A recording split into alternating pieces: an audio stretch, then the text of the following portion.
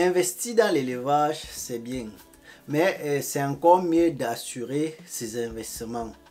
Quand je parle d'assurer ses investissements, il s'agit là de quelques règles d'or que tu devrais appliquer pour assurer ce que tu as investi sur le site. Aujourd'hui, je partage avec toi quelques règles d'or, des règles d'or que tu ne verras pas dans un document, que tu ne vas pas lire dans un livre, mais que tu découvriras une fois sur le terrain. Déjà, si tu as eu la chance, tu peux donc faire sans peut-être se heurter à ces règles avec de la chance, comme j'ai dit. Sinon, tu vas payer le prix avant de constater que là, il y a un truc que j'aurais dû faire, que je ne l'ai pas fait. À tout de suite pour parler de ces règles d'or.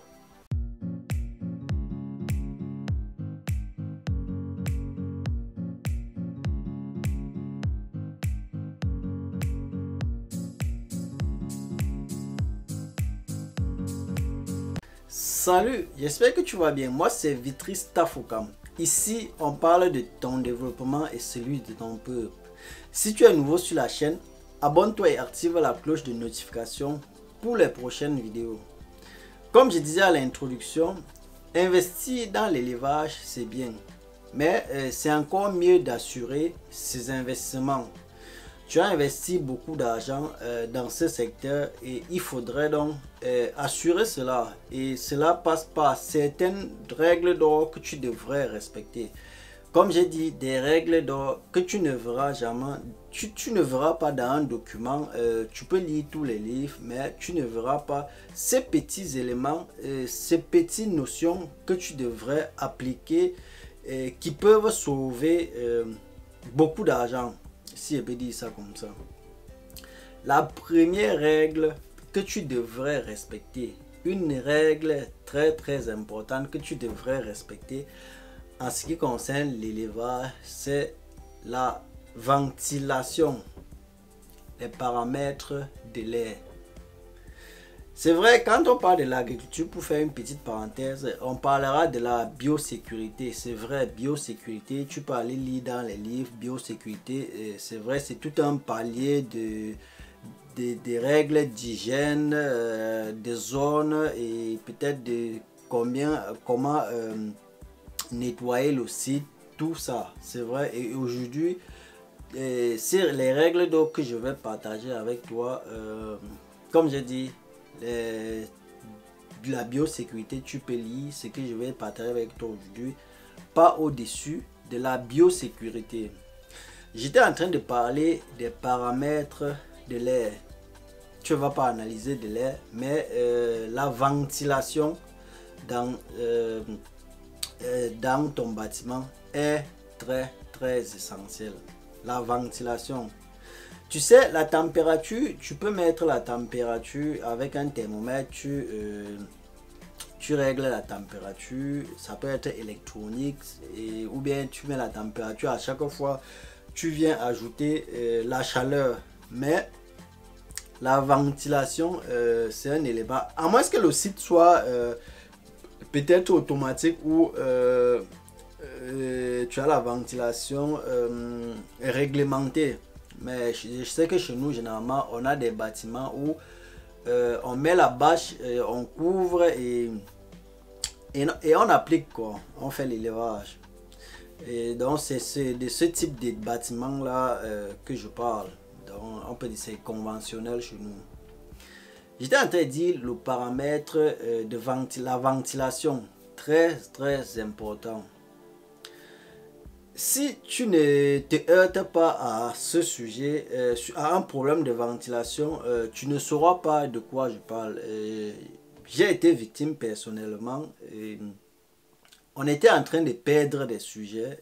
Chaque jour, on ramassait 20 cadavres, 25 cadavres et on a tout donné. Quand je dis tout, les antibiotiques. Tu sais, quand tu as un problème en élevage, tu commences à balancer antibiotiques, tu essayes pour voir ce qui va calmer le problème. Mais rien de tout ça n'a résolu notre problème. C'est quand un technicien arrive sur le site et tout ce qu'il a fait, c'était soulever deux bâches. Juste soulevé 2 bâches, il a directement constaté que c'était un problème de ventilation. Tu vois, aucun remède, aucun antibiotique ne pouvait résoudre ce problème. Tu vois, c'était juste un problème de ventilation. Et c'est vrai, tu diras, comment donc détecter qu'on a un problème de ventilation?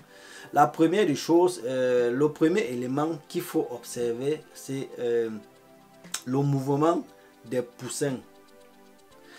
Si tu es en train de le faire grandir, ou bien si tu lances une bande et essaye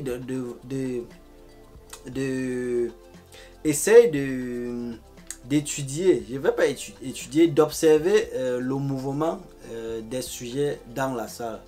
C'est vrai, si les sujets s'entassent là, ça veut dire qu'il y a un problème de froid, mais ventilation, c'est vrai, c'est un peu difficile de voir ce problème parce que ventilation ne veut pas dire qu'il fait chaud ou froid. Mais ventilation, c'est quand il n'y a pas renouvellement d'air. Donc, c'est un problème un peu difficile à détecter. Tout ce que je peux te dire, c'est que si un jour tu as donc des morts suspectes inexplicables, il faut donc d'abord regarder ce point, la ventilation. Et le deuxième point pour sécuriser tes investissements, c'est pour sécuriser tes investissements, je vais redire là, c'est la sécurité. Il fallait que ces deux mots sécuriser apparaissent. C'est la sécurité. Ici, la sécurité contre deux dangers. Le premier danger, c'est interne et le deuxième danger, c'est externe. Le danger externe ici, ce sont les gens mal intentionnés, ce sont des reptiles, ce sont des chiens, je ne sais pas, tout ce qui peut attraper, ce sont des oiseaux, tout ce qui peut causer des pertes, ce sont des rats, tu vois, et le danger interne, ce sont tes employés ou bien ton partenaire. Tu sais, si tu investis l'argent sur l'élevage et que tu ne sécurises pas donc tes produits, tu as beau investir, tu vas tourner, bref, tu ne vas pas sucer les fruits de ce labeur. D'autres profiteront, soit c'est ton partenaire, soit c'est tes employés. Parce que tu sais, quand tu produis, les employés sont ceux-là que tu devrais avoir de ton côté, que tu devrais, je ne sais pas si je vais dire maîtriser, contrôler pour éviter des pertes inutiles. Parce que c'est vrai, l'élevage ne donne pas aussi assez d'argent comme on a l'habitude de penser, où les gens on pense qu'il suffit de claquer et ça tombe. C'est vrai, ça paye, mais si déjà sur ta paye 10%, prends peut-être des chemins que tu ne contrôles pas, là ce n'est plus bien. Il faudrait que ces 10% que tu vois, déjà même pour à la fin pour faire le bilan, si le bilan présente 10% en moins, tu vois, tu ne seras pas, tu aurais cru que la chose n'a pas donné et pourtant la chose a bien marché. Donc, c'est pour ça que même 1% de moins ou bien 1% qui prennent des directions non contrôlées, tu devrais essayer de maîtriser tout ce point aussi. Donc ça c'était le deuxième point. Le premier c'était le paramètre de l'air, la ventilation, très très important. Et le deuxième paramètre ici c'est la sécurisation. Sinon pour moi le premier élément reste très important. Donc en plus de la biosécurité que tu peux lire dans les documents, c'est vrai, biosécurité est large. Je ne vais pas aborder la biosécurité ici. Et sinon, si je devais peut-être faire une petite parenthèse sur la biosécurité, il s'agit ici de l'hygiène. Parce que nettoyer le site quotidiennement, éviter les visites inutiles, ou bien faire le zonage, donc les zones de... Si tu as un grand site, il faut faire les zones d'élevage. Et aussi en passant par comment gérer l'aliment, le stockage de l'aliment. Tu sais, quand on stocke l'aliment, beaucoup de choses peuvent aussi se passer. Il y a l'aliment moisier que si tu donnes, si tu ne prêtes pas attention, là, ça peut te causer beaucoup de dommages. Et ces règles d'or que je viens de citer, ces deux règles d'or que je viens de citer en élevage, c'est comme il y a aussi des règles, ce type de règles en agriculture. Un agriculteur te dira il ne faut pas économiser dans l'engrais. Tu vois, parfois on dit peut-être 200 grammes d'engrais pour une plante. Tu peux venir, tu peux venir mettre 150 grammes. Tu as économisé un peu d'engrais, mais à la fin de la production, ça va aussi agir sur ta production. C'est pareil que le désherbage, tu vois. Tu as une plantation, ça doit être nettoyé comme une route, je veux dire, ça doit être toujours propre. Sinon, tu perds sur plusieurs points.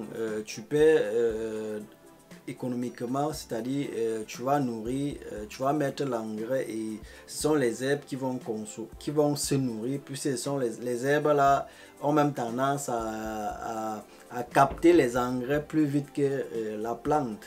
Donc tu vas nourrir les herbes et à la fin de la production, tu vas aussi constater ça sur ta production. Bon, c'était là quelques éléments que je voulais partager avec toi aujourd'hui. Deux règles d'or que tu devrais respecter en élevage pour assurer tes investissements. Merci de m'avoir suivi une fois de plus. Porte-toi bien et à jeudi prochain. Ciao.